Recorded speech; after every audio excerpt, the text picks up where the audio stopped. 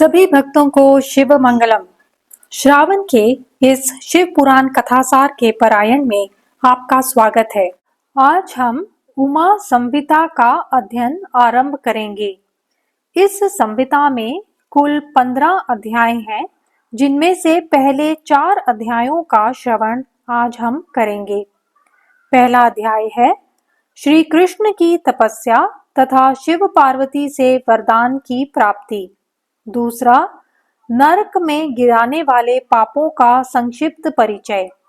तीसरा, पापियों और पुण्यात्माओं की यमलोक यात्रा। और चौथा, नरक भेद निरूपण। तो चलिए पाठ आरंभ करते हैं। ओम श्री गणेशाय नमः। श्री शिव महापुराण। ओम नमः शंभवाय च मयो भवाय च नमः शंकराय च मयस्कराय च नमः शिवाय च शिवतराय च। उमा संहिता। श्री कृष्ण की तपस्या तथा शिव पार्वती से वरदान की प्राप्ति। ऋषिगण बोले, हे सूत जी, आपको नमस्कार है।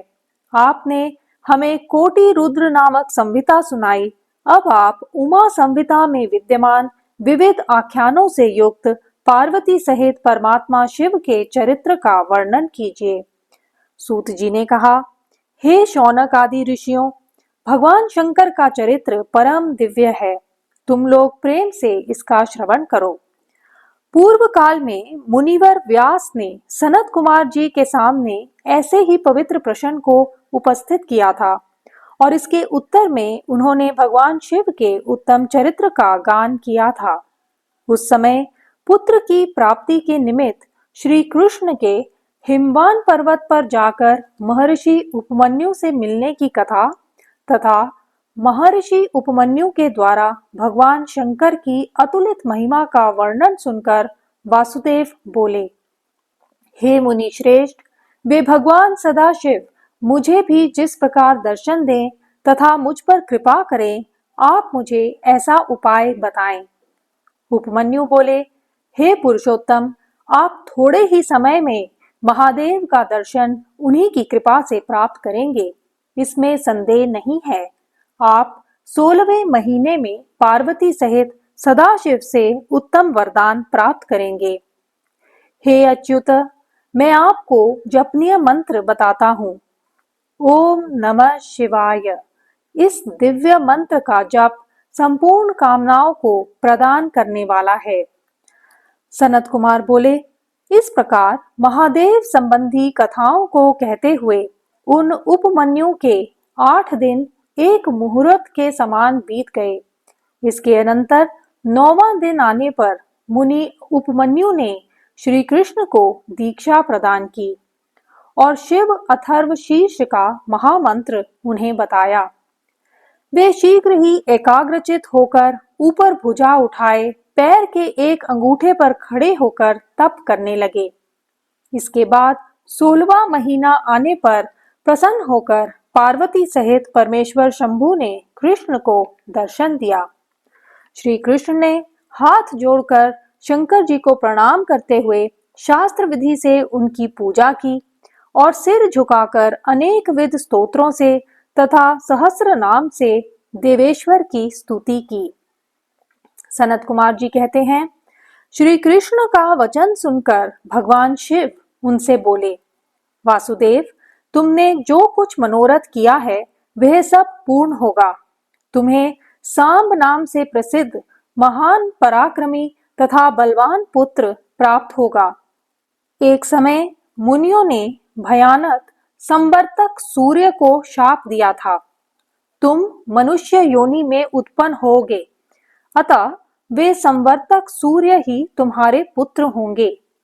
इसके सिवा तुम्हें जो जो वस्तु अभीष्ट है वे सभी वस्तुएं तुम प्राप्त करोगे। तदंतर भक्त वत्सला गिरिराज कुमारी शिवा ने प्रसन्न हो उन तपस्वी शिव भक्त महात्मा वासुदेव से कहा, वसुदेव नंदन श्री कृष्ण, मैं तुमसे बहुत संतुष्ट हूँ। तुम मुझसे भी उन मनोवांछित वरों को ग्रहण करो जो भूतल पर दुर्लभ हैं। श्री कृष्ण ने कहा, देवी, यदि आप मुझे वर दे रही हैं तो मैं यह चाहता हूं कि मेरे मन में कभी किसी के प्रति द्वेष न हो। मैं सदा द्विजों का पूजन करता रहूं। मेरे माता पिता सदा मुझसे संतुष्ट रहें। मैं जहां कहीं भी जाऊं, समस्त प्राणियों के प्रति मेरे हृदय में अनुकूल भाव रहे। सहस्रों साधु सन्यासियों एवं अतिथियों को सदा श्रद्धा से अपने घर पर पवित्र भोजन कराऊं। भाई बंधुओं के साथ नित्य मेरा प्रेम बना रहे तथा मैं सदा संतुष्ट रहूं। सनत कुमार जी कहते हैं, श्री कृष्ण का यह वचन सुनकर सनातनी देवी पार्वती बोली, वासुदेव, ऐसा ही होगा। इस प्रकार श्री कृष्ण पर कृपा करके पार्वती जी सहित परमेश्वर शिव वहीं अंतर्धान हो गए। तदंतर श्री कृष्ण ने मुनिवर उपमन्यु को प्रणाम करके उन्हें वर प्राप्ति का सारा समाचार बताया और वे मन ही मन शंभु का स्मरण करते हुए द्वारकापुरी को चले गए। नरक में गिराने वाले पापों का संक्षिप्त परिचय। सनत कुमार जी कहते हैं, व्यास जी, जो पाप परायण जीव महानर्क के अधिकारी हैं, उनका संक्षेप में परिचय दिया जाता है। इसे सावधान होकर सुनो। परस्त्री को प्राप्त करने का संकल्प, पराये धन का अपहरण करने की इच्छा, चित्त के द्वारा अनिष्ट चिंतन तथा न करने योग्य कर्म में प्रवृत्त होने का दुराग्रह, ये 4 प्रकार के मानसिक पाप कर्म हैं। असंगत प्रलाप, बेसिर पैर की बातें, असत्य भाषण, अप्रिय बोलना, पीठ पीछे चुगली करना, ये 4 वाचिक वाणी द्वारा होने वाले पाप कर्म हैं। अभक्ष्य भक्षण, न खाने योग्य वस्तु को खाना, प्राणियों की हिंसा, व्यर्थ के कार्यों में लगना, दूसरे के धन को हड़प लेना, ये 4 प्रकार के शारीरिक पाप कर्म हैं। इस प्रकार ये 12 कर्म बताए गए जो मन, वाणी और शरीर इन साधनों से संपन्न होते हैं। जो संसार सागर से पार उतारने वाले महादेव जी से द्वेष करने वाले हैं, जो पिता, ताऊ आदि गुरुजनों की निंदा करते हैं, वे सब नरक समुद्र में गिरने वाले हैं। ब्रह्म हत्यारा, मदिरा पीने वाला, स्वर्ण चुराने वाला, गुरु पत्नी गामी, इन चारों से संपर्क रखने वाला 5वीं श्रेणी का प्राणी, ये सब के सब महापातकी कहे गए हैं। जो देवताओं, ब्राह्मणों तथा गौओं के उपयोग के लिए दी हुई भूमि को हर लेता है तथा अनायास से धन कमाता है, उसे ब्रह्म हत्यारे के समान ही पातकी जानना चाहिए। पिता और माता को त्याग देना, झूठी गवाही देना, दूसरों से झूठा वादा करना, शिव भक्तों को मांस खिलाना तथा अभक्ष्य वस्तु का भक्षण करना ब्रह्म हत्या के तुल्य कहा गया है।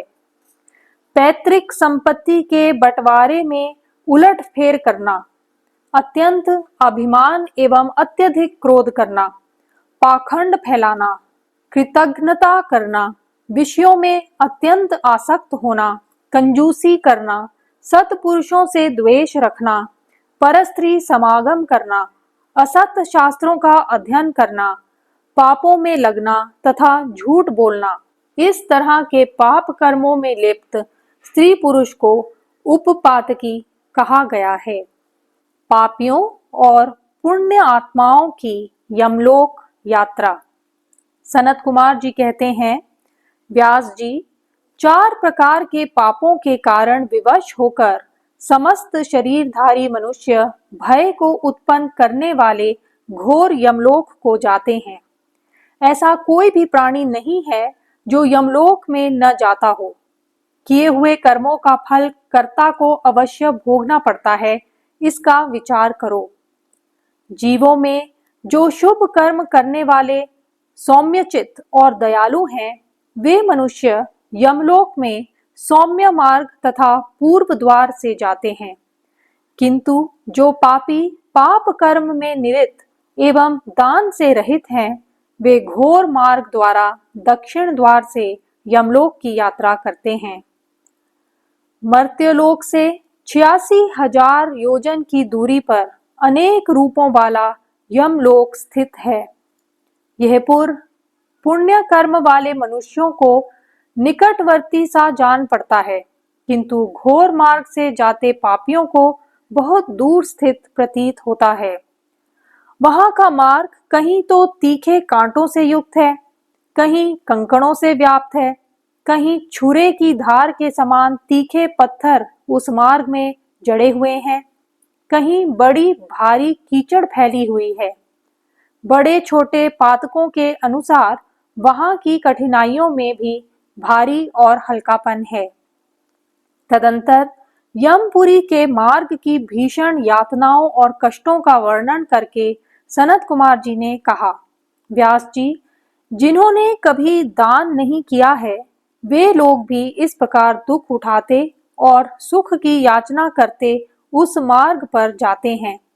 जिन लोगों ने पहले से ही दान रूपी पाथे राह खर्च ले रखा है वे सुखपूर्वक यमलोक की यात्रा करते हैं।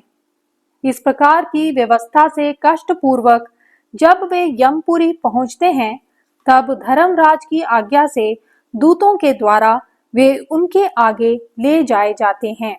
उनमें जो पुण्यात्मा होते हैं उन्हें यमराज स्वागत पूर्वक आसन देकर पाद्य और अर्घ्य के द्वारा प्रेम पूर्वक सम्मानित करते हैं और कहते हैं कि शास्त्रोक्त कर्म करने वाले आप महात्मा लोग धन्य हैं, जो कि आप लोगों ने दिव्य सुख प्राप्त करने के लिए पुण्य कर्म किया है तथा आप लोग संपूर्ण मनोवांछित पदार्थों से संपन्न निर्मल स्वर्ग लोक को जाएं। वहां पर महान भोगों का उपभोग करके अंत में पुण्य के क्षीण हो जाने पर जो कुछ थोड़ा सा अशुभ शेष रह जाए उसे फिर यहाँ आकर आप लोग भोगेंगे। किंतु जो क्रूर कर्म करने वाले हैं वे यमराज को भयानक रूप में देखते हैं। उनकी दृष्टि में यमराज का मुख दाढ़ों के कारण विकराल जान पड़ता है, नेत्र टेढ़ी भौहों से युक्त प्रतीत होते हैं, वे कुपित तथा काले कोयले के ढेर से दिखाई पड़ते हैं। वे सब प्रकार के दंड का भय दिखाकर उन पापियों को डांटते रहते हैं। उनके नेत्र प्रज्वलित अग्नि के समान उद्दीप्त दिखाई देते हैं। वे ऐसे जान पड़ते हैं मानो महासागर को पी रहे हैं और मुंह से आग उगल रहे हैं।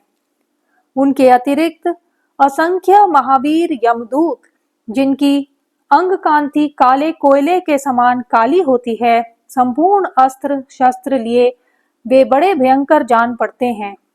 पापी लोग इन परिचारकों से घिरे हुए उन यमराज तथा चित्रगुप्त को देखते हैं। उस समय यमराज उन पापियों को बहुत डांटते हैं और भगवान चित्रगुप्त धर्मयुक्त वचनों के द्वारा उन्हें समझाते हैं। नरक भेद निरूपण। चित्रगुप्त जी कहते हैं कि हे पाप कर्म करने वालों, तुम लोगों ने स्वयं जो कर्म किया है उसे तुम्हें भोगना पड़ रहा है। अब अपने कर्मों को भोगो, इसमें किसी का दोष नहीं है। सनत कुमार जी बोले, अपने कुत्सित कर्मों तथा बल पर गर्व करने वाले राजा लोग भी अपने घोर कर्मों के करने के कारण चित्रगुप्त के सामने उपस्थित हुए। तब धर्म के ज्ञाता चित्रगुप्त ने यमराज की आज्ञा से क्रोध युक्त होकर उन्हें शिक्षा प्रदान करते हुए कहा, हे राजाओं, तुम लोगों ने राज्य भोग के मोह से अन्याय पूर्वक जबरदस्ती जो प्रजाओं को दंडित किया है, अब उसका फल भोगो। उन राजाओं के कर्म को बतलाकर धर्मराज यम ने उनके पाप रूपी कीचड़ की शुद्धि के लिए दूतों से ये कहा, हे चंड महाचंड, इन राजाओं को बलपूर्वक पकड़कर क्रम से नरक की अग्नियों में इन्हें शुद्ध करो। इसके अनंतर सनत कुमार जी ने नरक कोटियों के नाम बताए हैं। उनमें प्रथम रौरव नरक है, जहां पहुंचकर देहधारी जीव रोने लगता है। महारौरव की पीड़ा से तो महान पुरुष भी रो देते हैं। इसके बाद शीत और उष्णा नामक नरक है। इस प्रकार इन नरकों की संख्या 28 है और क्रमशः उनके 5-5 नायक कहे गए हैं। महानरक मंडल 140 नरकों का बताया गया है। सनत कुमार जी कहते हैं, व्यास जी, इन सब भयानक पीड़ादायक नरकों में पापी जीवों को अत्यंत भीषण नरक यातना भोगनी पड़ती है। जो धन रहते हुए भी तृष्णा के कारण उसका दान नहीं करते, भोजन के समय पर घर आए हुए अतिथि का अनादर करते हैं, वे पाप का फल पाकर अपवित्र नरक में गिरते हैं। देवता, पितृ, मनुष्य, प्रेत, भूत, गुहयक, पक्षी, कृमि, कीट, कुत्ते और कौवे, ये सभी गृहस्थ से अपनी जीविका चलाते हैं। अतः इनके निमित्त अन्न का कुछ भाग बलि के रूप में प्रदान करना चाहिए। स्वाहाकार, स्वधाकार, वष्टकार तथा हंतकार, ये धर्ममयी धेनु के 4 स्तन हैं। स्वाहाकार नामक स्तन का पान देवता करते हैं, स्वधा का पितृलोक, वष्टकार का दूसरे दूसरे देवता और भूतेश्वर तथा हंतकार नामक स्तन का सदा मनुष्य गण ही पान करते हैं। जो मानव श्रद्धा पूर्वक इस धर्ममय धेनु का सदा ठीक ठीक पालन करता है, वे अग्निहोत्री हो जाता है। जो स्वस्थ रहते हुए भी उनका त्याग कर देता है, वे अंधकारपूर्ण नरक में डूबता है। इसलिए उन सब को बलि भाग देने के पश्चात द्वार पर खड़ा हो क्षण भर अतिथि की प्रतीक्षा करें।